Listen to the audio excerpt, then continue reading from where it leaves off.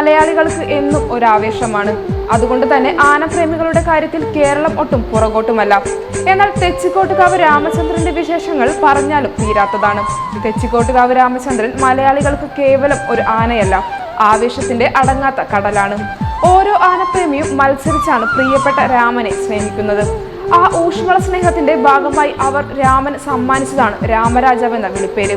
തലയെടുപ്പിന്റെ ഈ തമ്പുരാന് ആനപ്രേമികൾ നൽകുന്ന സ്നേഹത്തിന് പകരം വയ്ക്കാൻ മറ്റൊന്നില്ല ഈ ഭൂമിയിൽ.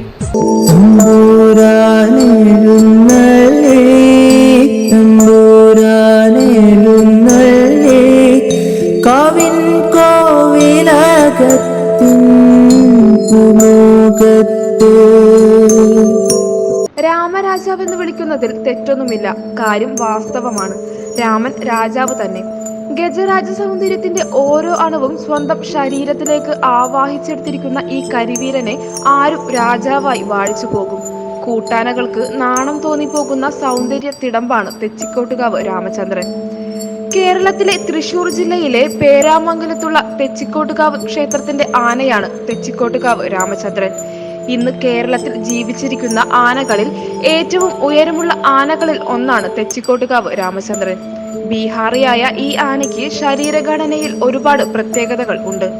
അതൊക്കെ തന്നെയാണ് ഈ ആനയെ മറ്റുള്ള ആനകളിൽ നിന്നും വേറിട്ട് നിർത്തുന്നതും ഇത്രയേറെ ആരാധകർ ഉള്ളതിനും കാരണം. ലക്ഷണമൊത്ത 18 നഖവും നിലമുട്ടുന്ന തുമ്പിക്കൈയും തലയെടുപ്പുമൊക്കെയുള്ള ഈ ആന എഴുന്നള്ളത്തിന് കോലം കയറ്റിക്കഴിഞ്ഞാൽ തിടം വിറക്കും വരെ തല എടുത്തുപിടിച്ച് നിൽക്കുമെന്നതാണ് ആകർഷണീയത. കേരളത്തിലെ ഒട്ടുമിക്ക ഉത്സവങ്ങളിൽ എഴുന്നള്ളിച്ചിട്ടുള്ള രാമചന്ദ്രന് പല നാടുകളിലും വലിയ ആരാധക വൃത്തമുണ്ട്. തൃശൂർ പൂരത്തിന് വർഷങ്ങളായി സ്ഥിര സാന്നിധ്യമാണ് രാമൻ. ഘടകക്ഷേത്രമായ നെയ്തലക്കാവിലമ്മയുടെ തിടമ്പേറ്റി വടക്കുംനാഥന്റെ തെക്കേ ഗോപുരവാതിൽ തുറന്ന് തെക്കോട്ടിറങ്ങി തൃശൂർ പൂരത്തിന് തുടക്കം കുറിക്കുന്ന ചടങ്ങിന് വർഷങ്ങളായി രാമചന്ദ്രനാണ് തിരഞ്ഞെടുക്കപ്പെടാറുള്ളത്. തെക്കോട്ടിറങ്ങി രാമചന്ദ്രൻ മടങ്ങുന്ന കാഴ്ച കാണാൻ നൂറുകണക്കിന് ആളുകളാണ് എത്തിച്ചേരുന്നത്. ഒരു കാലത്ത് ചെറിയൊരു ചടങ്ങു മാത്രമായിരുന്നു നട തുറക്കൽ. ഇത് 10,000 എത്തുന്ന ചടങ്ങായി മാറാൻ കാരണം ആരാധകരുടെ ഏക ഛത്രാധിപതി തെച്ചിക്കോട്ടുകാവ് രാമചന്ദ്രനാണ്. ഉത്സവപ്പറമ്പുകളിൽ രാമചന്ദ്രൻ തിടമ്പേറ്റി നിൽക്കുന്ന ആ ഒരൊറ്റ കാഴ്ച മതി ഏതൊരു ആനപ്രേമിക്കും ജീവിതകാലം മുഴുവനും രാമനെ സ്നേഹിക്കാൻ. വലതുകണ്ണിന് കാഴ്ചക്കുറവുള്ള രാമചന്ദ്രൻ പൊതുവിൽ ശാന്തനാണെങ്കിലും പിടിവാശിക്കാരനാണ്. വൃത്തിയുള്ള സ്ഥലങ്ങളിൽ മാത്രമേ നിലയുറപ്പിക്കൂ എന്നതാണ് രാമചന്ദ്രന്റെ പ്രധാന സവിശേഷത. ഇത് ആനകളിലെ ക്ഷത്രിയ ഗുണത്തെ ചൂണ്ടിക്കാണിക്കുന്നു. തിടമ്പേറ്റുമ്പോൾ തന്റെ തുമ്പിക്കൈയിൽ കൊമ്പ് താങ്ങുന്നതാണ് മറ്റൊന്ന്. കൊമ്പ് മണ്ണിലാഴ്ത്തിയാൽ ചെളി പറ്റും. ഇത് ശിരസിലെ തിടമ്പിനോടുള്ള അനാദരവാണ്. ഗുരുവായൂർ പഴയ പത്മനാഭനിപ്പുറം അങ്ങനെ ചെയ്യുന്ന ഒരേയൊരു ആനയാണ് രാമചന്ദ്രൻ. ഇത് രാജപ്രതാപം കാണിക്കുന്നു.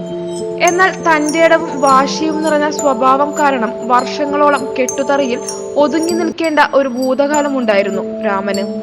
കുസൃതി നിറഞ്ഞ സംഭവങ്ങളും രാമന്റെ ജീവിതത്തിൽ നിറഞ്ഞു നിൽക്കുന്നു. എന്നാൽ ആനപ്രേമികളുടെ ഹരമായ തെച്ചിക്കോട്ട് രാമചന്ദ്രൻ ഇപ്പോൾ ചർച്ചാ വിഷയമാകുന്നത് ഇതൊന്നും കൊണ്ടല്ല. രാമചന്ദ്രനെ ഉത്സവത്തിന് എഴുന്നള്ളിക്കുന്നത് വിലക്കിയതിനെ തുടർന്നാണ്. കോട്ടപ്പടിയിലെ ഉത്സവത്തിനായി ഒരു വീട്ടിൽ നിന്നും എഴുന്നള്ളിച്ച രാമചന്ദ്രൻ ഇടഞ്ഞ് 2 പേർ കൊല്ലപ്പെട്ടതോടെയാണ് എഴുന്നള്ളിപ്പ് വിലക്കിയത്. ഇതേ തുടർന്ന് ആനയെക്കുറിച്ച് വിശദമായ റിപ്പോർട്ട് തയ്യാറാക്കാൻ വനംവകുപ്പ് തീരുമാനിക്കുകയായിരുന്നു. വൈൽഡ് ലൈഫ് കൺസർവേറ്റർ BN അഞ്ജൻകുമാറിന്റെ നേതൃത്വത്തിൽ ഇതിനായി ഒരു അന്വേഷണ സംഘവും രൂപീകരിച്ചു. ഡോക്ടർ ഗീത, MA ജയചന്ദ്രൻ, അരുൺ സക്കറിയ എന്നിവർ ഉൾപ്പെട്ടതാണ് അന്വേഷണ സംഘം. ഇതിനു മുൻപും ഇത്തരത്തിൽ ജീവനെടുക്കുന്ന സംഭവത്തിൽ രാമചന്ദ്രൻ കുപ്രസിദ്ധനാണ്. ആനയുടെ ഒരു കണ്ണിന് ഭാഗികമായും മറുകണ്ണിന് പൂർണ്ണമായും കാഴ്ചയില്ലെന്നാണ് പറയപ്പെടുന്നത്. 50 വയസ്സിലേറെ പ്രായമുള്ള ആനയ്ക്ക് കാഴ്ചശക്തി കുറവാണ്. എന്നാൽ ഈ പ്രായത്തിലും ആനയെ എഴുന്നള്ളിക്കുന്നതിനെതിരെ പലകുറി വിമർശനങ്ങൾ ഉയർന്നിരുന്നു. എന്നാൽ ആരാധകരെയും കമ്മിറ്റിക്കാരുടെ ആവശ്യങ്ങളെയും പരിഗണിച്ച് ആനയെ എഴുന്നള്ളിക്കാറാണ് പതിവ്. വലിയ തുകയ്ക്കാണ് രാമചന്ദ്രൻ ഉത്സവത്തിന് എത്തുന്നത്. ആന വന്നിറങ്ങുന്നത് മുതൽ ആരാധകരും നാട്ടുകാരും ഇവനൊപ്പം കൂടും. എന്നാൽ ആനപ്രേമികളുടെ ഹരമായ തെച്ചിക്കോട്ടുകാവ് രാമചന്ദ്രൻ എന്ന ആനയെ ഏറ്റെടുക്കാൻ വനം വകുപ്പ് നീക്കം തുടങ്ങിയതായാണ് പിന്നീട് പുറത്തുവന്ന വാർത്തകൾ.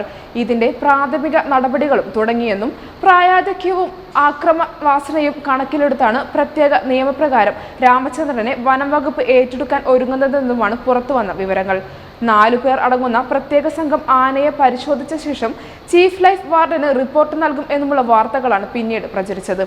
എന്നാൽ തെച്ചിക്കോട് രാമചന്ദ്രനെ വനം വകുപ്പ് ഏറ്റെടുക്കുകയാണെന്ന വാർത്തയും ആനയ്ക്ക് കാഴ്ചശക്തി കുറവാണെന്ന വാർത്തയും പാടെ തള്ളുകയാണ് തെച്ചിക്കോട് ദേവസ്വം ബോർഡ് അധികൃതർ.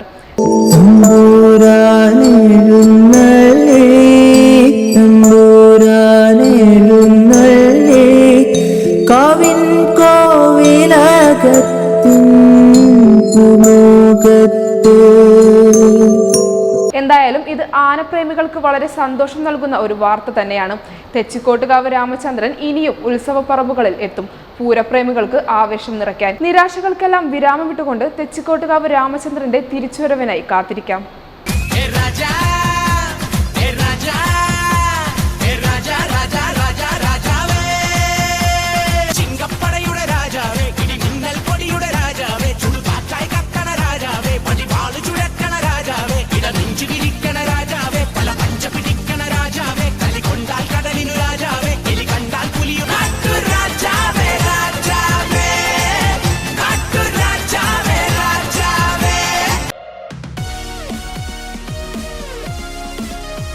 വാർത്തകൾ ഉടനടി അറിയാൻ top news Kerala YouTube channel subscribe ചെയ്ത് ബെല്ലൈക്കൺ അമർത്തി ലൈക്ക് ചെയ്ത് ഷെയർ ചെയ്യുക.